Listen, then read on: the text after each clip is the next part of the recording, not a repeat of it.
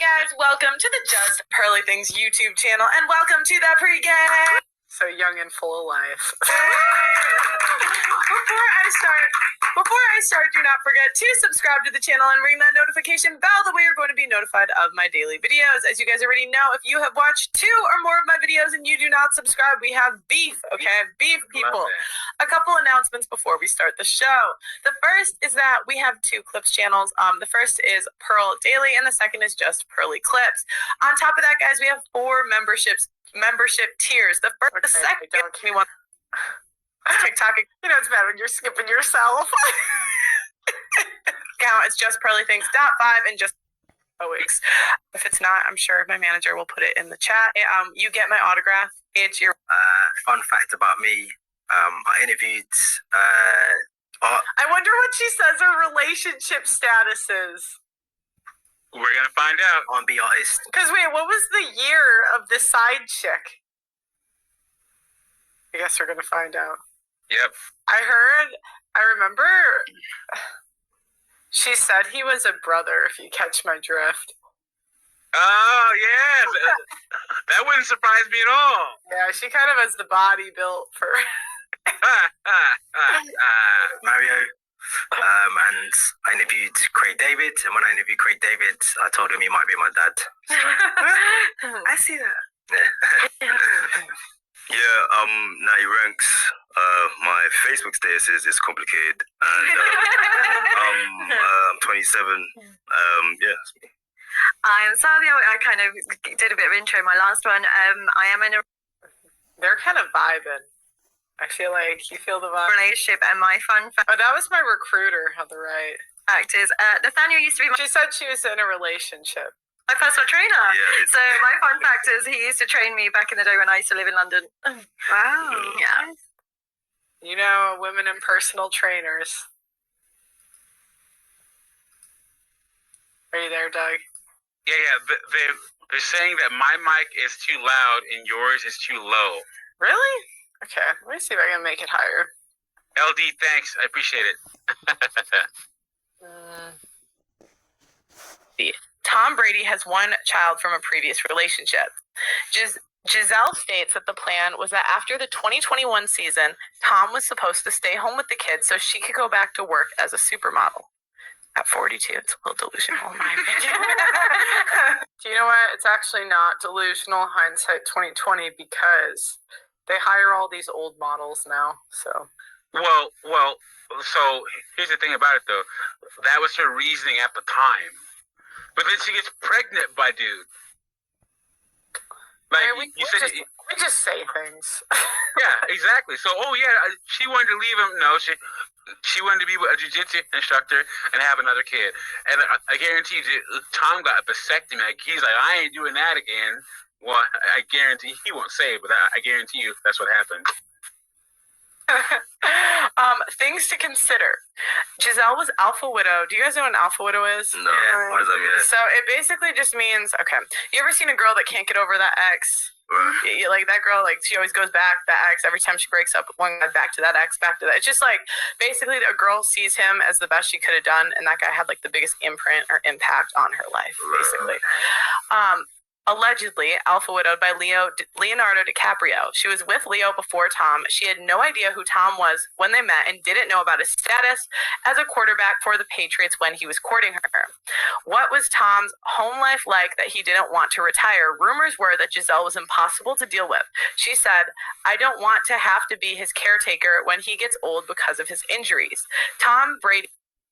That is a terrible thing to say when you're the beneficiary of those injuries by the life you live.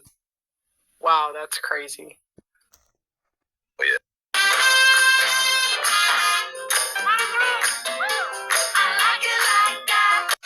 Hi.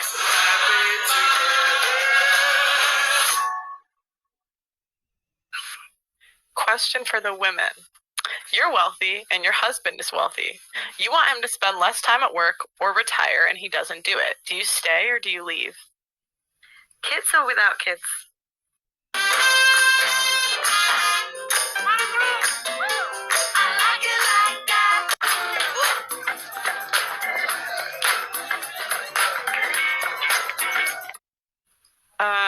Just both. Give me both. With kids, you stay. Without kids, you compromise. So I think What does compromise mean in womanese, Doug MPA?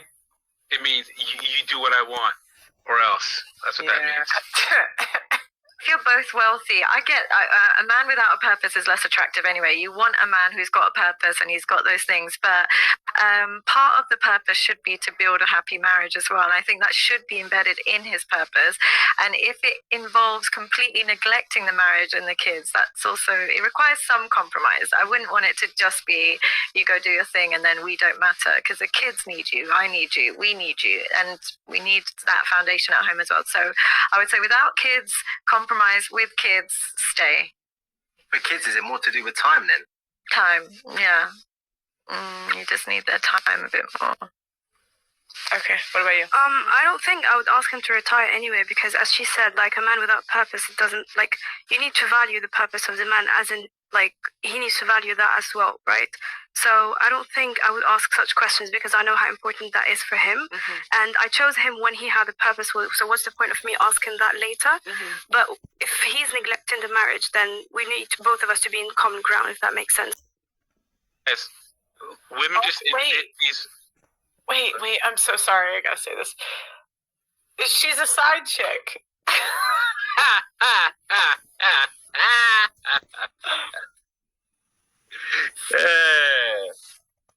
I was gonna say, women just make up words to like twist reality. It's the new witchcraft, guys. They have this term called a married single mother, where women are like, "Oh yeah, my man doesn't do anything, or he doesn't contribute enough, so I feel like I'm married." Guys, first off, don't have kids with these broads. And second off, if a woman has the nerve to call you, if you walk down the aisle with a woman, marry a woman, and she has the nerve to call you a man-child or a Peter Pan or a married single mother, you got to leave right then and there, guys. Right then. You're better off dealing with the court and getting visitation than you are trying to make a household with a woman that would dare say that being married to you feels like she's a single mom. You got to bail right there. Being a single mom, it's just that you get the perks of a good life, and you get that financial. But in terms of your day to day, it's like, well, being that's a the single. thing. Modern women are sold a dream. Like, you can have everything, and you can't. If you want a guy that's successful, you think he's not going to work a ton? That's madness. That's madness. Oh my gosh, I hear these British terms. I'm like, I was in. Working with American men has taught me that women are actually very loyal to toxicity. They're far more disloyal to constant reassurance, dedication, and romance from a man. They would rather be with a toxic man who's narcissistic but has more masculinity than a loving, kind, reassuring man that lacks that masculinity. And working with American men has taught me that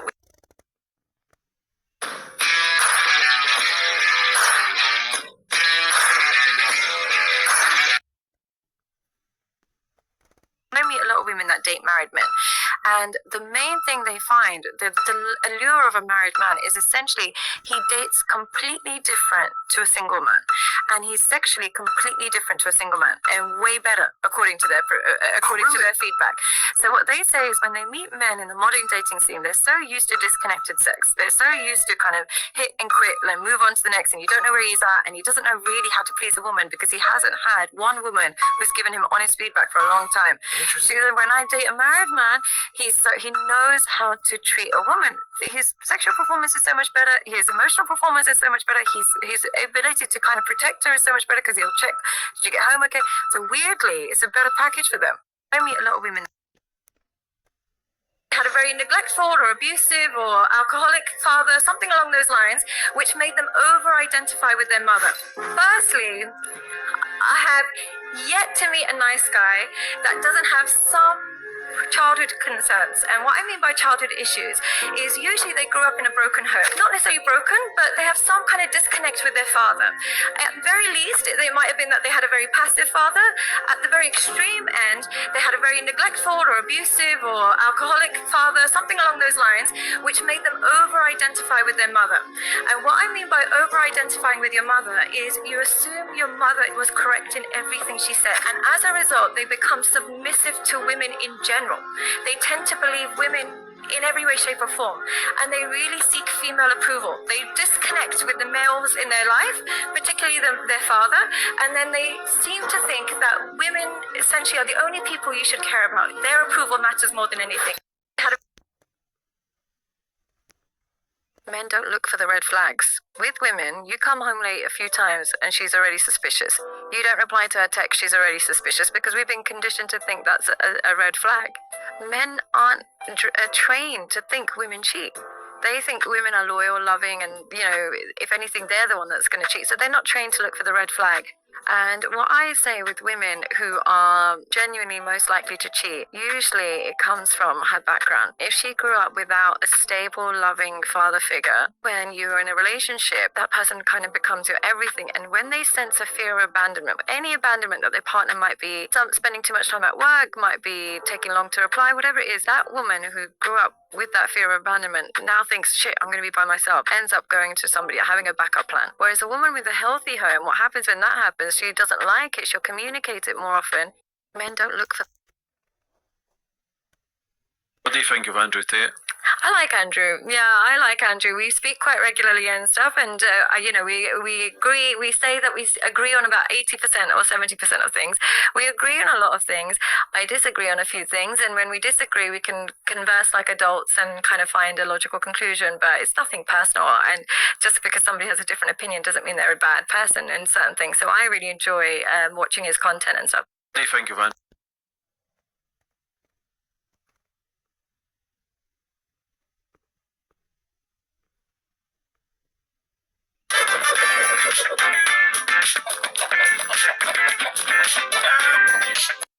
What would you say are the 3 big flags that a man or a woman should look out for when they're entering a new dating relationship? Competition or cooperation. When you have a partner that values your well-being and wants to see you feel less anxious, wants to see you feel happy, wants you to feel connected, they are cooperative.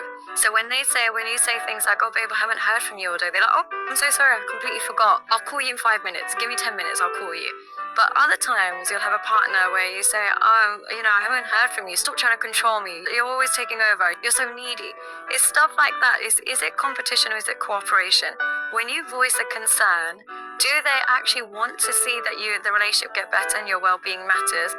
Or are they so stuck on their autonomy and independence and not being controlled by you that they reject and neglect their responsibilities towards you? It's those partners that are in competition with each other who can hurt who the most, or who can stay the most disconnected, who can stay the most independent. Why are you together? I don't understand those relationships. It's torture. It's real torture. So it's like, oh, I'm liking extra pictures. She told me not to like pictures. Now I'm going to do 10 times more. He told me not to post bikini pictures. Now I'm going to post 10 times more. Why are you together if you're going to hurt each other? Because hurting them should be hurting you. Your definition of love is, I love you, so I'm going to make it work. My definition of love is, my love on you is predicated on the fact that you respect me in my absence. Without that reciprocity, we don't actually have love. We have one person attached to another person who is not reciprocating that love. Now, you're saying someone who cheats can't love the other person. Okay. I refute that idea. What I'm trying to say to you is that when you forgive a cheater, instead of going into it with the rose-tinted glasses that, oh, this is so forgiving and so loving, my actual advice would be is if you're going to forgive a cheater, go in with the knowledge that they probably will do it again. Sadia Khan has admitted to cheating. A popular dating coach who charges upwards of $8,000 for advice. Sadia Khan has just confessed to the rumors about her affair with a married man. The Instagram page that first broke the news set her up inviting Sadia to a live stream, and there she admitted it. Here's how it went. So I recently exposed Sadia Khan on my page for being a high-value woman, high-value man coach, but as we learned, she was a side piece in somebody else's relationship. I have an attitude, and I can do it today if I want to. Go on. I can do it on your wedding day and your birthday. And preach. And we set up a call with Sadia Khan. And when I say set up a call, what I really mean to say is that we convinced her that Abba was on her side and that he was doing a call with her so that he could do his own puff piece to help her own PR campaign. Screenshots of his phone. You see it right there, ends in 3719. Here's the footage of Sadia confirming it on the phone. So just to confirm, I was given like 2 different numbers. I have one here. I don't know which one might be yours or maybe like the assistant. Drop you a message. It says 97158544937.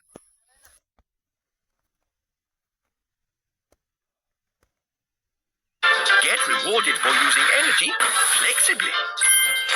Only with a smart meter. You are thinking it, but you're not saying it. Let's focus on men for a second. Yes.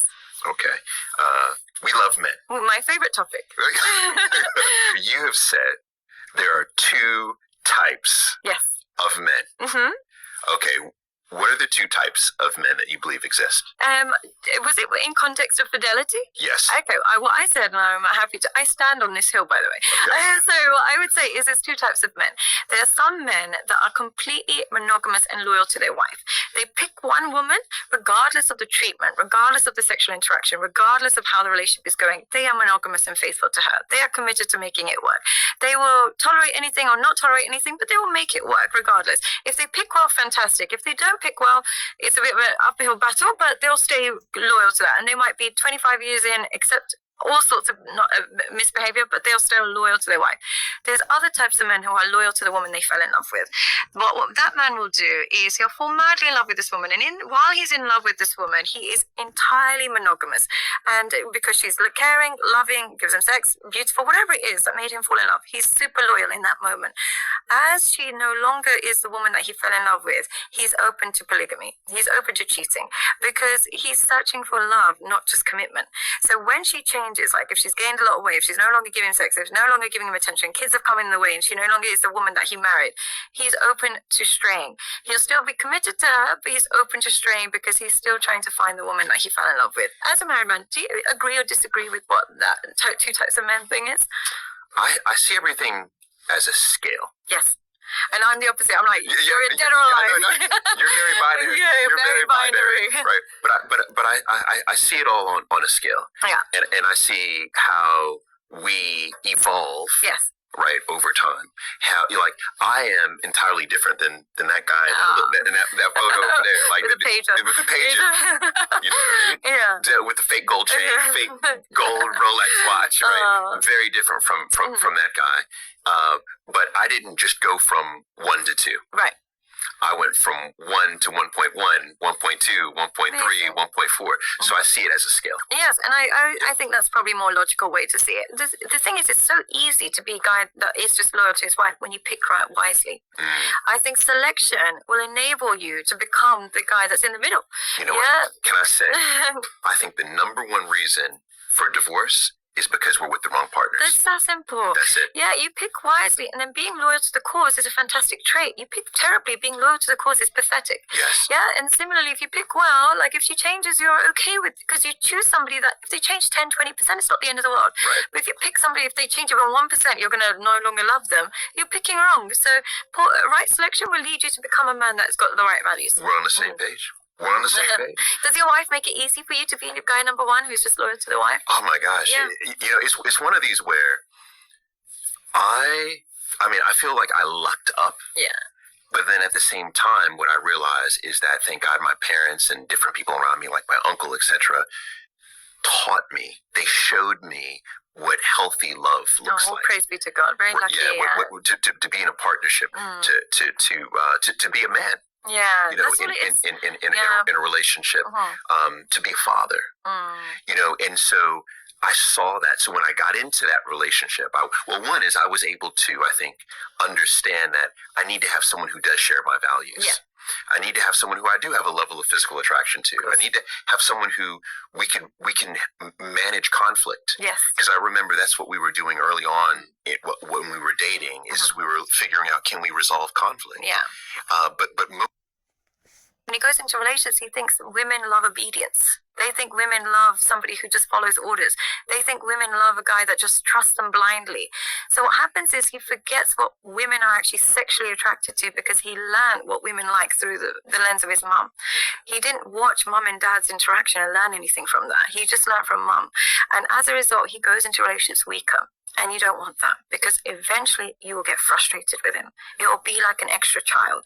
So look at his relationship with men, and look at his relationship with his father first and foremost. This is actually one of the things I found most fascinating is your positioning on attractive women. Yes. Okay. Do you think that it's hard? Actually, what is an attractive woman? Here's what I would say true attraction is that their beauty can surpass their demographics. And what I mean by that is some girls are only beautiful in their area. Some girls are only beautiful to men of the same race. Some girls are only beautiful to men of the same age. Truly attractive is universal. It's something that we can put on a billboard in every country, Gucci campaign across the world. Everybody will stop and look when it's a particular supermodel. It's universal. So I think true, highly attractive, not everybody can be attractive, but hyper attractive is when it's universally appealing across demographics.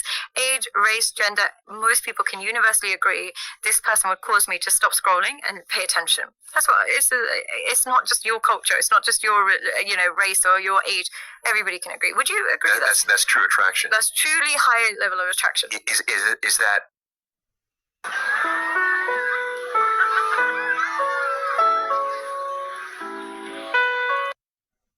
Just physicality, or are there behavioral traits in there too? I would say, look, essentially, when I first started social media, my motivator was I'm so bored of seeing beautiful women who I don't know what their voice is like. I'm so bored of just seeing beautiful girls, endlessly beautiful. I can't tell you what their voice sounds like because they don't talk. They just post pictures of them online in sexy outfits, and yet they got 1 million followers.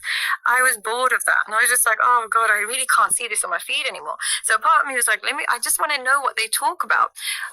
What that taught me is you actually don't need a personality to be seen as attractive, because there's girls with 1 million followers who have not released one thing about their personality online. I've never seen them speak about anything, and they make millions on brand deals. So I do think we'd like to believe it's very much personality linked. It helps. Because I get lots of nice comments and stuff, but when I speak to men and actually see who they're madly in love with, it will be some bimbo that they met and they're just madly, I find like men with low self-esteem are just so excited to have a beautiful woman. Whether she has a brain cell or not is not relevant. Okay. Whereas with men with high self-esteem, they get beautiful women anyway. Yeah.